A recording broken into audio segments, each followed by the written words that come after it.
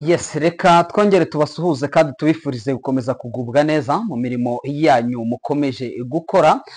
Uyu munsi nk'ibisanzwe turi kuwa mbere tariki ni 22 ukwezi ni ukwa 9 2025. Nanone ni breaking news zigezweho aho tugiye kugaruka ku mirwano ikomeye cyane aho ma 23 yamaze ku advancinga ikava Nzibira ikajya mu gace ko bita Runtukuru. Nabyo tugiye kubigarukaho. Ese iyi plani ya ma 23 ni yihe? Tugiye kuyiva imuzi n'umuzingo tubabwira uko situation ihagaze kugeza magingo ayangaya. Saho gusa turaza kuba dusimbukira ku bitero bikomeye cyane bikomeje kugabwa mu gace ka Katobi. Ahangaha ni mu birometero bike cyane na centre ya Mpeti. Twe twababwiye ko ma 23 yari yabwiye abaturage yuko bagomba gusa nkaho bavuye muri biriya bice nyuma yuko ibitero by'idenge bikomeje kubagabwaho. Rero mu by'ukuri ma 23 yavuze iti ahubwo reka twegeze inyuma ibitero bikomeye cyane bikomeje kwibasira abaturage. Ibi byose tugiye kubiva imuzi n'imuzingo. Amasasu yumvikanye ku bwinshi muri Beni yari yatewe n'iki? Tugiye kubiva nabyo imuzi n'umuzingo tubabwire uko situation ihagaze. Amakuru yo ni menshi. Perezida Tshisekedi tayari ari muri Leta Zunze Ubumwe za Amerika. Icyamujyanye kugeza amagingo ayangaya mu by'ukuri ni inama y'umuryango w'abibumbye igiye guteranya na ku nshuro yayo ya 80. Nabyo byose tugiye kubigarukaho. Amakuru yo ni menshi. Turagaruka muri teritwari ya Masisi uko umutekano umeze, tubirebere hamwe, ariko kandi tureba ndetse na impanuka nayo imaze kuba, ni impanuka y'imodoka y'ifuso imaze kubera mu gace ko bita ari hafi ya Kaziba ugaruka werekera mu mujyi wa Bukavu. Nabyo tugiye kubigarukaho. Nizere ko rero mwebwe dusanzwe tubana mwakoze subscribe, ndetse niba utarayikoze nyamuneka iki nicyo gihe cyo kuyikora, hanyuma n'ubundi tugakomeza tukajya imbere mu posting ibiganiro byacu. Ndabizi ko mudukunda kandi kubipostinga byaba ari byiza, mugashyira kuri status. Hari abapostinga video zacu ndetse bakaba banazishyira kuri Facebook, ama Instagram n'iki, byaba byiza cyane muba mutugaragarije urukundo mu by'ukuri, kandi mukaba inshuti z'akadasohoka z'Intare Official.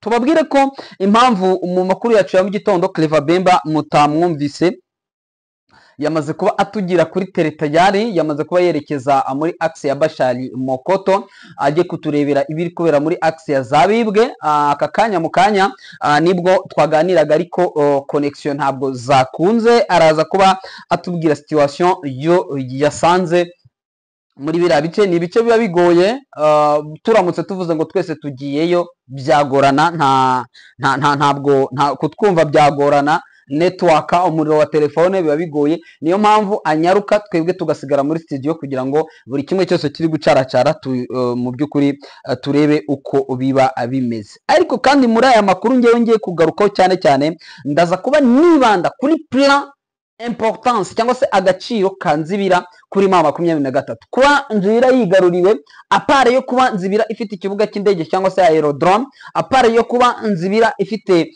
ihuje teritware zigeze nko muri 3, teritware ya Walungu, teritware ya Shabunda, teritware ya Mwenga. Uretse ibyo, ese Nzibira ifite agaciro gakomeye cyane ko kuba ma 23 yayinjiyemo mbere yuko i advancingana Uvira.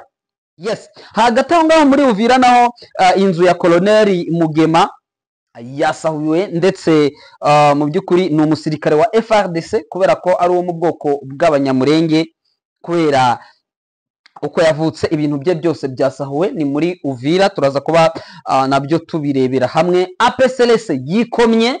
APCLS ni Alliance du Peuple pour un Congo Libre Souverain, ni umutwe uyobowe n'uwo bita Janvier Karayiri Buyingo. Uyu mutwe wikomye ngo hari abantu ngo bari kuyitirira ngo bagasaba amafaranga Kinshasa, ngo hanyuma bakahereza amafaranga ya urupapuro turarufite ahangaha rwasinyweho na Janvier Karayiri, avuga ko abo bantu hari abo yemera ariko hari n'abo atemera. Ibyo nabyo turaza kuba tubigarukaho. Hanyuma urwo rupapuro ndimo ndarubona, ndarufite tayari, ni urwa Janvier Karayiri Buyingo. Turaza kuba turukina ndetse no kuri thumbnail muze kurureba. Hanyuma mu gitondo cya karekare haje kubera indi incident cyangwa se akabazo gasanza kabaye ku aeroport international ya Njiri, kibuga mpuzamahanga cya Njiri cy'Kinshasa, cyaje n'ubundi kugwa mu icuraburindi kikabura Tshisekedi yaba ari kuhagera none ari kubata abanyabwa barimo barangambanira kwereka ibi ni ibiki. Cyongeye kubura nanone cyongeye kubura mu by'ukuri umuriro nabyo turabirebera hamwe, hanyuma turebe sharing ziri gukorwa muri Kasopo ndetse turebe n'ibindi bigiye bitandukanye n'imbunda zitari nkeya zafatiwe ahangaha muri Nzibira. Murabizi ko niho indege yagwaga izanye ibikoresho, ubundi tuze gusoreza kuri Vital Kamerhe. Yes, hanyuma munyemerere rero twinjirane muri Nzibira. Nzibira ninjye wa breakinze ku munsi w'ejo mbabwira ko burya ari amasaha nababwiye ati Nzibira ishobora kuba yamaze kuba tombe, ntabwo yabagira agafatwa neza, ahubwo M23 yari yamaze gufata agace ko bita Maziba, yari yamaze gukonturuna itaragera muri Nzibira centre. Nagiraga wenda twumve record gatoya ya bamwe muri za Wazalendo cyangwa se bamwe mu bakorera mu kwaha kwa cyangwa se mu baturage bahariya, twumve situation uko yayivuze cyangwa se uko yagerageje wenda kubisobanura. Reka tumwumvemo gatoya.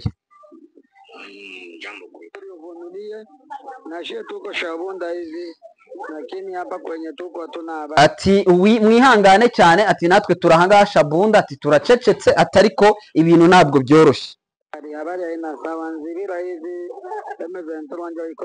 Ati kugeza amagingo yangaya, ati Nzibira ntimwirirwe mubishidikanyaho, kuko uwitwa Makanakika Kasimira John yaramaze gutangariza abaturage ndetse no ku mbuga nkoranyambaga avuga ngo Nzibira ngo iracyarimo Wazalendo. Uyu rero nibyo yanyomozaga, aravuga ati mube muretse gushwana, mube muretse kujya impaka, ati byo mu bwenge nahunze Nzibira, tuvuga ubu ndi muri Shabunda, ati mube muretse kujya impaka, ati ukuri gwari nuko M23 yamaze kwingarurira Nzibira.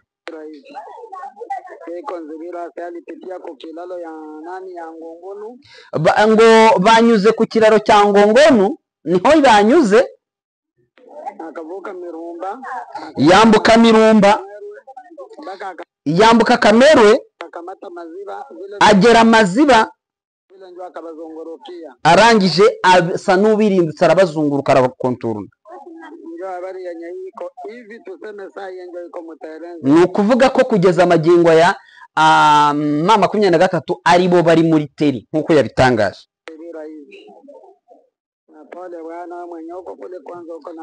Ati mwihangane, ati nangwa nawe wowe ukiri yo kure, ati komera cyane. Ati twebwe turi hano muri Shabunda, ati dufite ibyago bikomeye cyane ndetse n'akaga. Ati nangwa nawe uri Lubutu, ati nangwa nawe ateriko twe turi Shabunda izayi yari yose, ubwo ni Shabunda kuri territoire. Ati M23 ishobora kutugeraho. Mungu atakusaidia. Pale adui anakuwa amekamata Nzibira. Ati byanze bikunze, ati adui yamaze gufata Nzibira.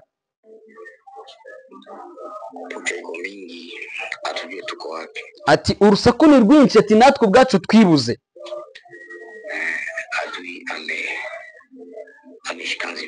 Yamaze kuyifata tayari. So ngewe icyo nashakaga kuvuga rero ahangaha ni iki, nashaka kugira ngo mbabwire iyi Nzibira icyari cyo. Ejo nabikomojeho ndavuga ati iyi Nzibira nabibayemo hafi amezi 8 ndayizi, mbabwire iby'iyi Nzibira ibyo ari byo. Kuba Nzibira yafashwe na M23 cyangwa se na AFC, ifi hari agaciro ifite paraporo wenda y'utundi duce dushobora kuba twakagombye kwigarurirwa, ariko iyi Nzibira akaba ariyo yari target. Ese byari bikwiye ko M23 ifata Nzibira? Twebwe rero murabizi ibyo tubabwiye ni ibyo ngibyo. Icyambere, Nzibira ifungura inzira yo kunyura yo kujya mu mujyi wa Kindu. Nuvuga ngo kufata Nzibira egari kwinjira Kindu uciye Shabunda kuri territoire. Tubabwiye ko Runtukuru tayari yo amaze kugerwamo, Shabunda centre nayo ishobora kwinjirwamo isaha yari yose kugira ngo Nzibira igire sécurité. Nzibira iragira sécurité ariko Shabunda territoire yafashwe. Hanyuma ukanyura ukagira mu gace ko bita Kalima, ubundi ugahita winjira Kindu. N'amashyamba bro. ni amashyamba. Utwo nitwo duce dushobora kuba dutuwe, dushobora no kugira resistance, ariko utundi duce ni amashyamba gusa. Umva ukuntu byoroshye, uva Nzibira ukajya Shabunda centre, ugakomeza ukajya mu gace ko bita Kalima, ugahita ugera usesekara muri Maniema mu mujyi wa Kindu. Iyo ni option ya mbere igaragaza agaciro ka Nzibira. Icya kabiri, Nzibira ushobora kuyinyuramo ukagera Kisangani. Bandugu yangu, bandugu zangu, ushobora kunyura Nzibira ukagera Kisangani. Wagera Kisangani ute? Uturutse Nzibira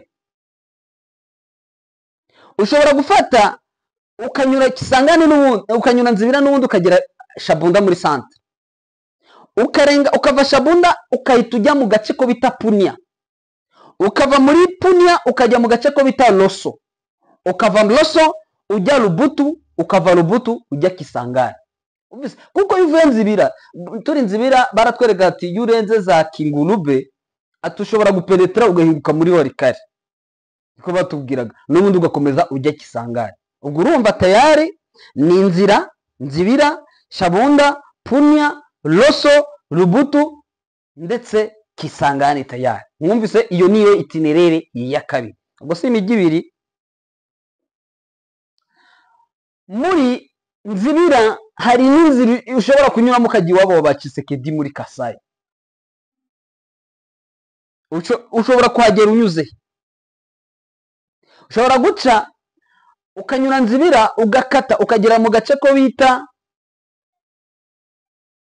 n'ubundi ushobora kunyura mu gace ko bita Kobokobo, ukava Kobokobo ukajya mu gace ko bita Kama, ukava Kama ukajya mu gace ko bita Kasongo, ukava Kasongo ukajya mu gace ko bita Kikenge, ukava mu gace ko bita Kikenge ukajya Lubao, ukajya Kabinda, ugahita winjira Bujimayi.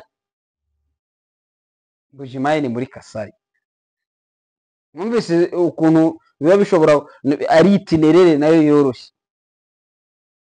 Iyi ni itinerere ya nyayo kabisa. Indi nzira ishobora kukugeza muri Katanga nayo ishobora guturuka Nzibira.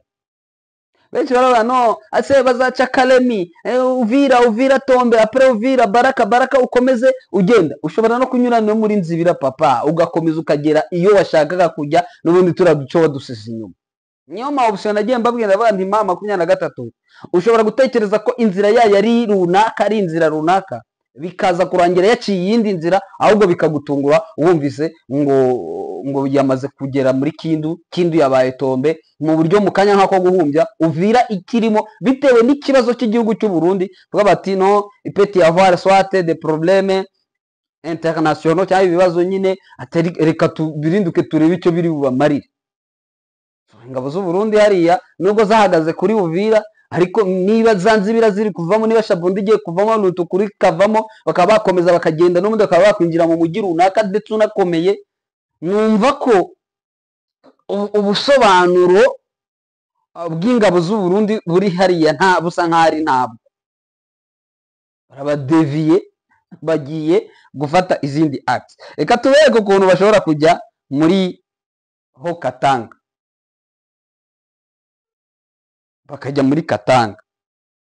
Hari uwambwiye ngo ushobora kugera muri Katanga unyuze Nzibira, ukajya Kobokobo, ukajya mu gace ko bita Kama, ukajya gace ko bita Kikenge, ukajya Kasongo, ukajya Kongolo, ukajya Kabalo, ukajya Anko, ukajya Manono, ukajya Bunkeya, Fungurume, ugahita winjira Kolwezi, uhita wikubita Lubumbashi.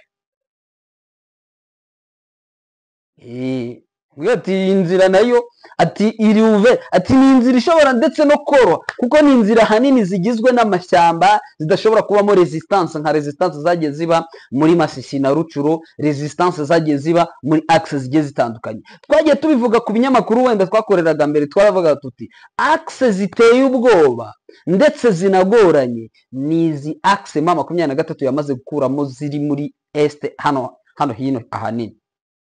Handi ubundi ni amashyamba, ukwinyura mu mashyamba, oro mu mashyamba murabizi ko intare ku bishyamba sinzi niba zaboneka resistance. Izo soko 20 kangahe niba zizajya zigira target mu mashyamba, mu mashyamba bakunze kwita ngo forêt dense, Cuvette centrale buriya ni forêt équatoriale, forêt équatoriale ni forêt impenetrable, forêt sempervirente, sinzi ukuntu bajya bashyira amaterme menshi y'iriya shyamba. Ririya ni ishyamba rigifite ibiti bikiri vierge, ni ishyamba rikiri vierge ritigeze ibiti bicibwa kuva isi yaremwe. Sinzi rero aho ngaho niba ariho za drone na za soko zigiye ko zahigiramo 20 bizaba byarangiye. Donc upenetra muriya hehe nanone ubuyobozi bwa Felix Antoine Tshisekedi bamaze kwinjira muri Cuvette centrale. Papa sinzi niba intare za Sarambwe hari ukundi kuzihagarika. Bibabwiye nk'umuntu ufite notion y'ayo mantite, ufite utunotion wagerageje wenda no kudukandagiramo. Niyo mpamvu bivuze mu ubwo buryo, ntabwo ari tactique ya gisirikare wenda ndi kuvuga, ariko yaragaragaye ko ku ruhande rwa AFC nabahanga ku bijyanye na tactique bya gisirikare, nabahanga cyane. Tuvuze ko ari abahanga, icyo leta yifashisha navuga ni ibikoresho, ariko ibikoresho mu 2023 nayo buno ibyibitse kuko barabihawe. Babihawe nande? Babihawe na leta ya Kinshasa. So njye najagunya ngo mbereke combien de fois abagenda bavuga ati ku mbuga nkoranyambaga mukagenda mubisoma, no Nzibira ngaye repris ngo cyangwa se Wazalendo nazo ubwazo zemeye ko ngo zakoze repris strategique, ngo nyuma yuko FARDC yari yahahunze irugikubita, ngo nabo ngo bagerageje kuvamo, ngo kuko ngo babonye ko ngo bashobora kumeneka amaraso menshi. Ariko ikitwa za Mighty mwa abantu mwe abo tubana ku rubuga, ntekereza ko mubizi. Nyabuneka Mighty mwagiye mubona ku rubuga, ngiye nageze igihe ndanazisiba, ndavuga nti na WhatsApp bashobora naho kuduhana, hari ukuntu nayo bayihana bakaguhagarika bitewe n'ibintu nka biriya. So nabo Mighty ni nyinshi babazungurutse babazungurutse. Niyo mpamvu hatabayeho resistance nk'iyabaye za Kanyola na za Mulamba, kuko hariyaho habayeho kuza babareba, babazungurutse bien. Abari bavanyemo akabo karenge bari bagiye rugikubita, ariko abasigayemo byabagoye cyane kuvamo. Niyo mpamvu mwabonye haguye imibare myinshi.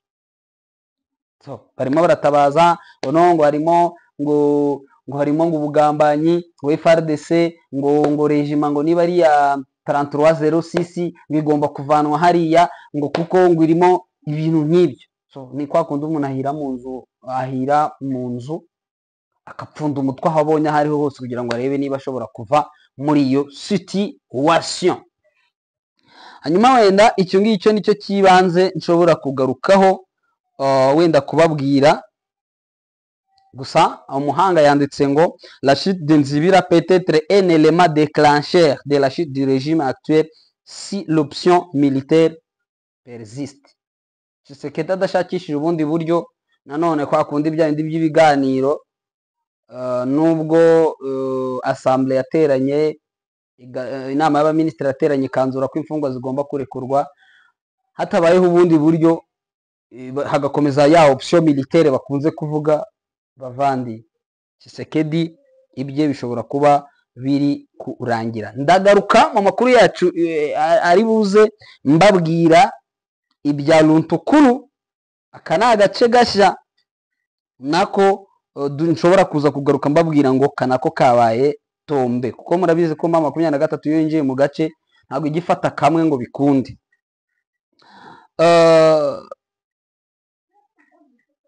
FARDC en lancer. Okay, hanyuma ndimo ndabona abantu mu by'ukuri bagerageje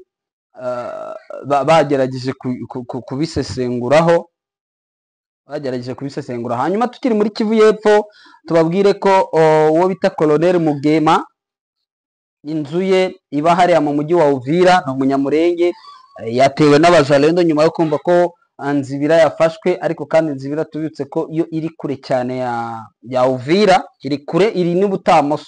Abantu ntibabifatanye, harabona agiye numva ku binyamakuru babandi bakunze gupfa kure kopiya bavuga ngo no ngo Nzibira ngo na Uvira, nta naho bihuriye kabisa, nta naho bihuriye. Bimwe biri ibindi bikabiye. Gusa ushobora kuzunguruka Nzibira ukava za Nzibira uzunguruka ugaca zaho bita za aho bajya bacukura amabuye y'agaciro bahita heye, haraba amahoro menshi cyane, bahita Kamituga. Yes, ukanyura Kamituga ugakonturuna ukabona ukazagera za Uvira, ariko nabwo wagera Uvira urumva naho uba uhuriye na za plane. So ubwo ni ibyo ngibyo wenda naba ngarutseho kugeza magingo ya ngaya. Duhita twinjira ahandi hakomeje icyitwa imibundano cyangwa se imiripuko yatangiye mu masaha ya mu gitondo kuri uyu wa mbere. Ni imirwano yakomeje kubera mu nkengero za Mpeti, aho amakuru atubwira ko ngo ari imirwano ngo yatangiye saa 4 10 nibwo icyitwa urusoro rwari rutangiye kumvikana. Imbunda zirebereye zumvikanaga Mpeti n'ubundi mu birometero biri hagati ya 15, 12, 18 na Pinga, aho ngo byari bigoranye guhita uvuga wenda icyaba cyabivuyemo. Gusa amakuru nakomeje gutohoza nuko ari defense ya Katobi n'ubundi yari yatewe.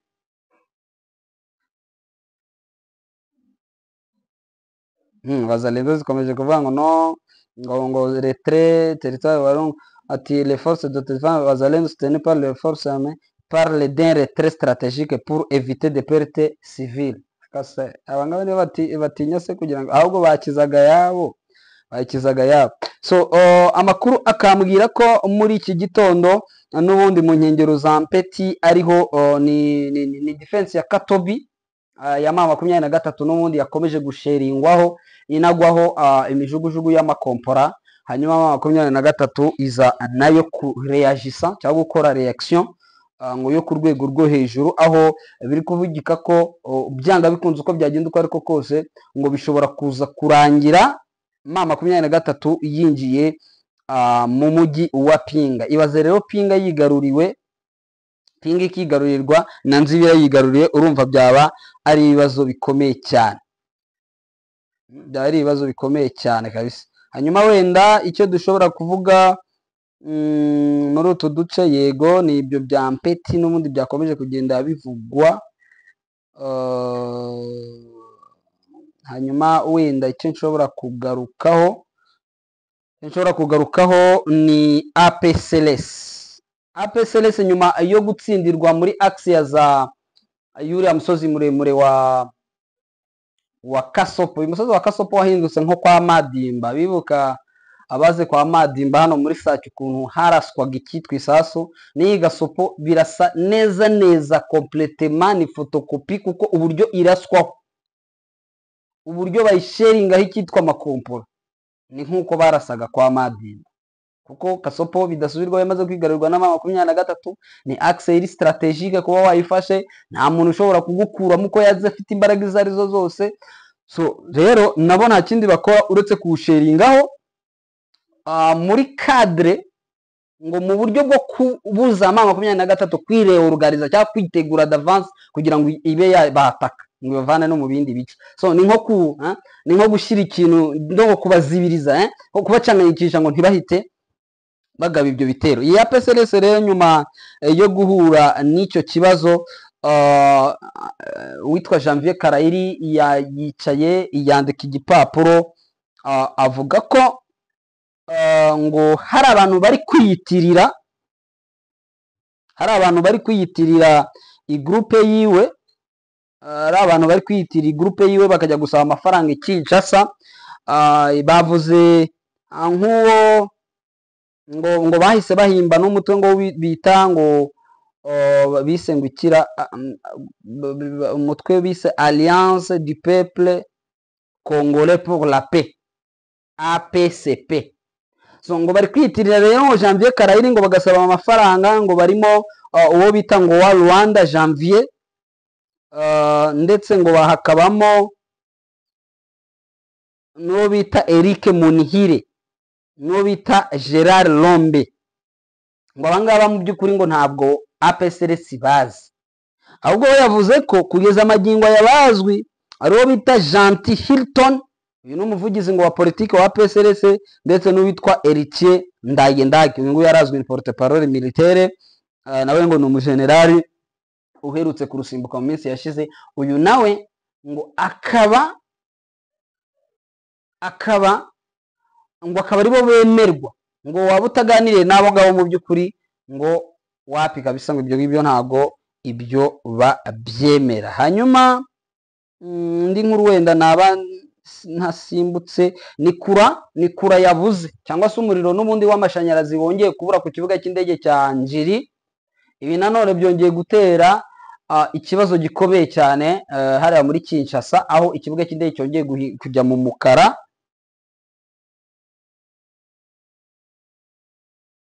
Hanyuma bikavuga ko ngo RVA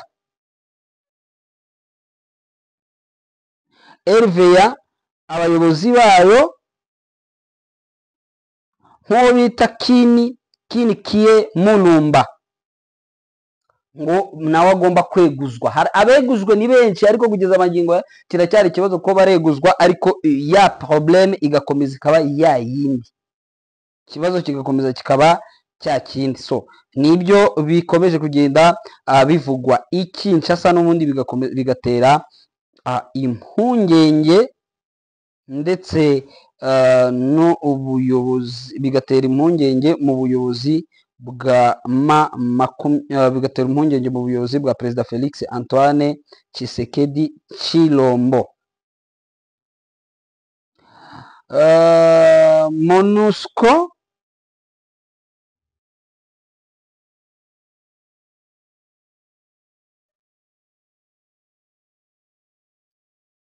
MONUSCO ikomeje kuzana ibikoresho kuko yongerewe igihe, n'ubundi nk'uko bisanzwe yongera igihe. Izi ziba ari breaking news, wenda mba ndi kugira ngo ntaza kuva mu kiganiro zikaza zihansanga, zikaza zisanga namaze wenda kuva muri ikiganiro cyamaze gutambuka. Hanyuma ndimo ndabona Katobi ikomeje kuba Katobi, ibibazo bikomeje kuba ibibazo, nibyo bikomeje kugenda bigaruka. Ndumva wenda ibindi tushobora kuza kubona n'ubundi turabigarukaho mu makuru yacu ataha. Reka rero mbashimire kuba twabanye muri aya makuru, muri beza cyane kandi muri pfura. Nyabuneka uramutse inimero ziri aho ngaho turazishyira, muri kuzibona aho ngaho imbere yanyu. Aho ngaho ushobora kuhaduhera inkunga yawe. Ushobora kutwandikira tukagushyira ku magrupe ya WhatsApp tugira, dore ko inkuru zose tuba turi kuvuga aha ngaha tuba twamaze kuzihageza kare ugikubita, hanyuma tukaza mu buryo bw'ubusesenguzi. Byaba byiza rero nyabuneka wiyunze ku magrupe yacu. Rero manze kubararikira amakuru yacu ataha. Bemba aho ari nawe araba yamaze kuba adukurikiranira ibiri kubera muri Masisi ndetse no muri Warikare, dore ko araba ahegereye, yagiye kuturebera ibiri kuhabera. Hanyuma twitega amakuru ari buze kutugezaho, n'ubundi we nk'umuntu wamaze kwinjira tayari uri kuzunguruka hirya no hino, ugomba kutugezaho amakuru ya nyayo. Kuri yacu yo nakagaruka. Ciao ciao.